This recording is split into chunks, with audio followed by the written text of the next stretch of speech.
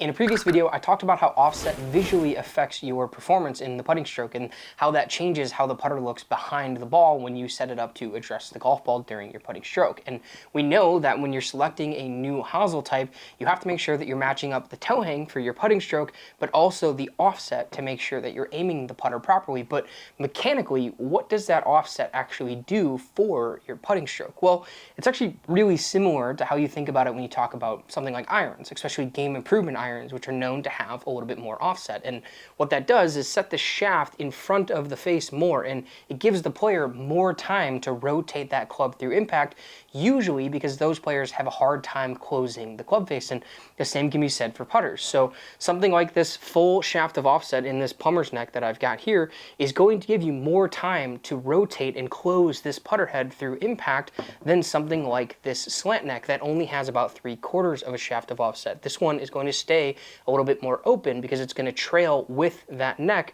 a little bit more quickly. And let's say you're somebody that frequently pushes a lot of your putts. Well, maybe you want to opt for something that has a little bit more offset than whatever you're using to push those putts, because it will give you more time to bring that face back and get those putts started on a correct line. And the opposite can be said if you're pulling putts. Maybe you need a little bit less offset in your putter so that you can get those putts coming back to the push side, center line on your intended target, and then you'll be dropping in more putts.